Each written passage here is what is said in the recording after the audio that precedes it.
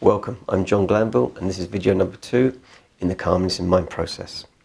Now, because this is going to be a very comprehensive guide, we are going to start with first principles and we're going to work our way up. Be patient if you've heard some of this before, because as I said in my last video, just because you think you know something, it doesn't mean your subconscious mind does. So let's dive in. If it's safe to do so, I'd like you to close your eyes and take a moment to focus in on the inside. Take a moment to focus on your breath and your breathing. And place your attention on how you feel. Evaluate how calm or noisy your mind is. Just see what's going on the inside. Okay, open your eyes. Now let's just consider what just happened. Is breathing a conscious or a subconscious activity, or is it both? You placed your attention on your feelings. Well, what exactly is your attention? And what indeed are your feelings? Who is the you that is checking how noisy your mind is? And what is the mind that's making all those noises? In one simple exercise, there can be so many different perspectives of who or what you are. And as we proceed, you will be learning how all these work. You'll be learning how to use these different aspects of yourself, on yourself, and to your own advantage. Now, I've read many times that loud noises and falling are the only fears that we're born with, and every other fear we have is learned. Well, I don't see that as the complete truth. I think to fall and loud noises, they naturally invoke within us the startle response within our central nervous system, and that makes us jump. And when we're made to jump, we pay attention to what's happening around us. To call this response fear, I believe, is in error. Perhaps we should call it a message of pay attention or look out. Our body may get alarmed or flooded with chemicals that stimulate us, ready for fight or flight. However, let's not call that fear. Let's bring in a new language. Perhaps we could say, my subconscious mind and my body have been triggered by some event or some thought, and they're trying to get my conscious attention. And if there's no real danger, we can say, my subconscious, my mind got it wrong. Never mind. But it's still released all these chemicals within me. So I can be calm in my mind, even though my body will agitate it until these chemicals that were released in error have run their course. So when we were born, we had no fears, no preferences, no concepts about who we were, who we should be. We were predominantly a blank canvas, waiting to be programmed. And programmed we were by our parents, our culture, school, religion, and 1,000 other factors into the person that we are now. And that programming, it feels like me. And because it feels like me, the assumption is that I should be able to control myself. I should be able to manage my thoughts. I should be able to manage my feelings. I should be able to change them in a moment's notice. But the truth is, we're not in control. Our breath just breathes us. Our thoughts just appear from nowhere.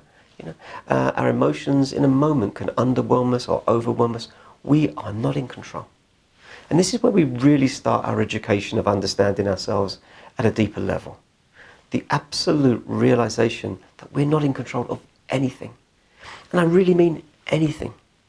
Can you tell me even one thing, internally or externally, that you can actually fully and repeatedly, consciously control?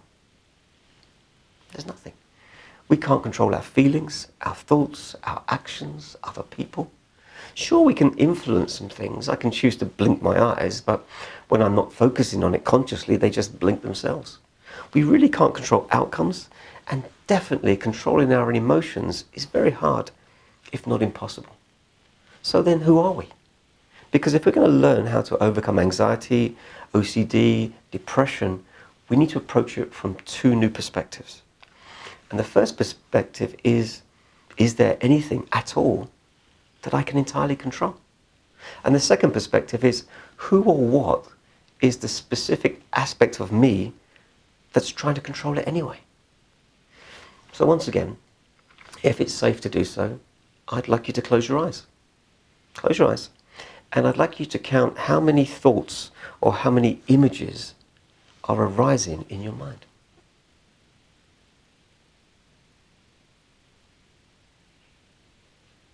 Okay, open your eyes. How many thoughts, how many ideas arose in your mind? How many did you count? 1, 3, 5, none? Well, the number doesn't matter. What's important is this. Who is the you that was doing the counting? And who was the you that was generating the thoughts or the images that came up? Are you the one observing, or are you the one offering up these thoughts? Think about it. Think about it. Because, of course, at some level, you're both. However, as we progress, I'm going to be asking you to keep perspectives like this in mind. Is it the conscious part of you creating fearful, anxious thoughts, or are they just sort of subconsciously appearing in your mind, completely unasked for? Now, later in the course, I will teach you how all these things work. But for now, I just want you to imagine that there's a part of you which I'm going to call the observer. It's the part of you that just watched all those thoughts as they arose. The perspective of yourself who just peers out of your eyes, witnesses your dreams, the aspect of yourself that watches, notices and observes everything. Everything that happens internally, externally, a kind of silent watcher of all that happens. In fact, this part doesn't really have any words or thoughts. They come later. They come after your observations. They come from other parts of your psyche, and I'm going to introduce you to them in later videos too. Now, this observer aspect doesn't really have any feelings. They come from your conditioned body, which is just responding to your thoughts. So although you may be the observer, you can still experience feelings or watch new thoughts or judgments appear in your mind. Now, if you already understand this, then that's brilliant. It's a great start. And if you don't understand what I'm saying, that's fine too, because will become far more evident as we move through the course. But for now, I'd just like you to keep an open mind, and I'd like you to keep coming back and watching this video repeatedly. So let's move on. Consider this statement. My body responds to all my thoughts as if they were real or as if they were actually happening. Perhaps you imagine meeting up with some friends at the weekend and you get a nice little feeling in your stomach, and you might think of meeting up with some colleagues who perhaps annoy you, and you might get an uncomfortable feeling. Well, in both of those scenarios, nothing real actually happened. You ran a virtual story in your mind about what you thought would happen, and your body responded with a feeling that was perceived as either favourable or unfavourable. Your body really can't tell the difference between a thought and reality, or even a dream. You might suddenly wake up from a nightmare and your heart is racing and you're all sweaty. Well, your body just had a panic attack in your sleep because your body thought the dream was real. Really think about this. A dream that you didn't ask for played out in your mind, out of your control, and your body thought it was real and gave you what it thought would be the correct emotional response to it. Where were you during all of this? Perhaps you awaken from another dream which may have had some sexual contact, and you find that your body has responded in a whole other way, as if the dream was real. You may remember an incident from childhood and find your mood changes instantly. Or you watch a scary movie, and although you know the blood is just tomato ketchup, your body doesn't, and it gets all scared. Your body responds to your thoughts as if they were really happening. This is really important. So if we go back to our story about meeting up with some friends in a few days' time, we may run some thoughts through our minds such as, oh, it'll be good to see them again. Or, oh, I really like that restaurant. Or, Bob is so funny. And from those good thoughts, memories, images, the body responds with a nice feeling. And because we have a nice feeling, we're looking forward to the event, and we're very likely to ensure that the meeting will take place. Because if it feels good just thinking about it, it'll certainly feel good to go and do it. But let's just break that down and see what that really means.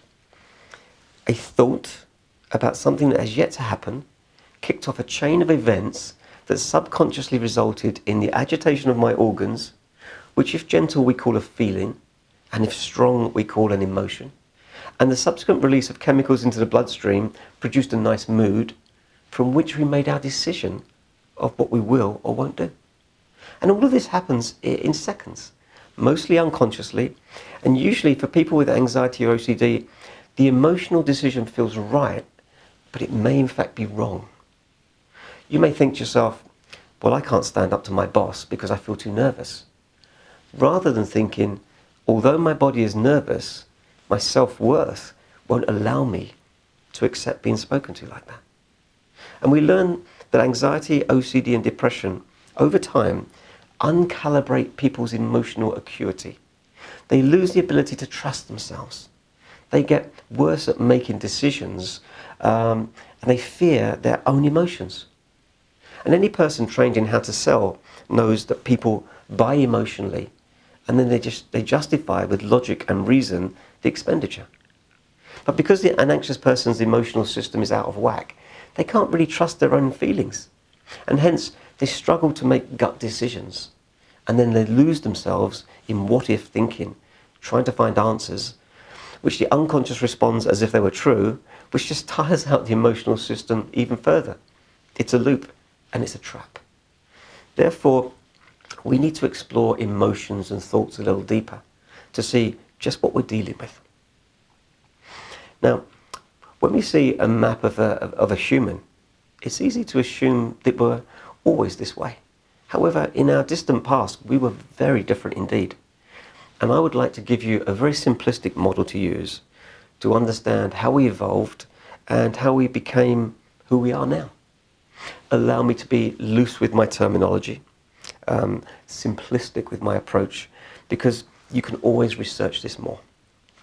So let's reverse evolution. Let's take ourselves back through time to understand how we really function. Now, the part of our brain that controls logic, reason, language, and complex thinking only really evolved in the last 30,000 years or so. This is our prefrontal cortex and our neocortex, and we often refer to this as our conscious mind or our thinking mind. But before this, we only had our limbic brain. This is the part of us that could be considered as subconscious, or the animal part of ourselves. Our language was very simplistic. Our speech is mainly located in the newest part, and we made decisions subconsciously or automatically without language, just by responding to our environment. Our subconscious non-verbal limbic brain would make decisions to keep us alive from the following perspectives. We're animals, and all we want is food, water, shelter, and reproduction. We are non-verbal, and probably only as intelligent as perhaps an 8-year-old in the complexity of the strategies we use to remain alive and respond to life. Our limbic brain told us what to do by sending messages through our unconscious nervous system to the organs in our body, and via their agitation, we responded with an okay or a not okay, let's get out of there. Now, of course, at this point, I'm beginning to explain the fight or flight response, which I'm not going to go into because there's so many details about this all over the web. You can read about it in a million places, and you should. In fact, that's your homework. Study the fight or flight system, okay? However, what I want to do is entirely reframe fight or flight into what it really is, which is your old animal yes-no system. It's the way your subconscious mind made decisions for you and told your body what it wanted, much like it happens within a dog or a cat. We communicated our orders to our body by the central nervous system, which created feelings or emotions by agitating our internal organs, and we perceived those as instructions of what we should do. Move towards things that are good for you, move away from dangerous situations. Another way of looking at it is we unconsciously made non-verbal decisions that we interpreted by our body. And should we go back even further, thousands of years, before this limbic system, we only had a reptilian brain. Very simplistic. And this brain was also plugged into all of our organs, so impulses from our brain could tell us what to do via the agitation of our organs. However, the brain didn't do much thinking back then. It was pretty much hardwired from birth on how to be an animal. And I'm told the reptilian mind is much like that within a crocodile.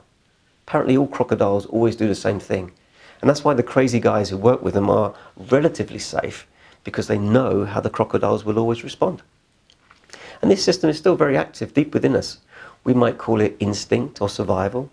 And during times of real danger, this system just takes control, turns off all the other brain systems above it, and just tries to protect us.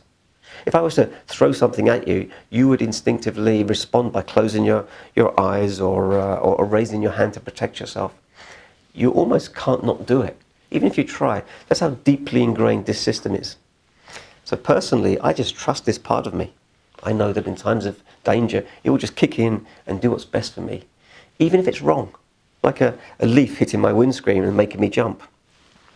And I'd urge you, really urge you, to find time to research these three parts of the brain that have evolved over time. They're still within you, and each of them is a part of you, and each of them has different goals for you. And as we learn to handle anxiety, I'm going to be teaching you how to manage and to reprogram these parts of yourself, okay? Because these are fundamental if you are going to find more calmness and more happiness. So let's summarize what we've covered here. Simply stated, the way we evolved was like this. Originally, we were just instinctive animals. We just habitually responded to life non-verbally via a programmed reptilian mind. We then evolved to generate the limbic system, the emotional mind that had the logic of a 7 or an 8-year-old. However, we were still animals. Our brain unconsciously made decisions for us and then informed us of those decisions through agitating our organs, which we call feelings and emotions. And then only in the last 30,000 years or so, we grow prefrontal cortex, the neocortex, and the part of our brain that adds language, logic, reason, rules, fairness, kindness, love, and all the facilities that make us human rather than animal. Put another way, evolutionary speaking, we are emotional creatures who have recently learned to think. Conscious logical language based on thinking was the last faculty that evolved within us. It was thinking, language, it was an add-on. It was an add-on to an already successful childlike emotional creature. It was what moved us from animals to humans. Now here's the takeaway that I metaphorically need you to recognize. The conscious part and the subconscious, they're on two distinctly separate systems. One is who you feel you are, and the other is who you think you are. The animal and the human. The feeler and the thinker. Instinct and logic. Selfish and the kind. And neither part truly knows what the other one is doing, yet we assume that they understand each other, but they don't. They're on two distinctly separate systems running within us, and we need to manage them both if new ways of finding calmness is our goal. Now, a person experiencing anxiety is primarily operating like a thinking creature who's trying to control their emotions, but that's just not how we're wired up. It makes things worse. Let me repeat this. We are emotional creatures who've learned to think.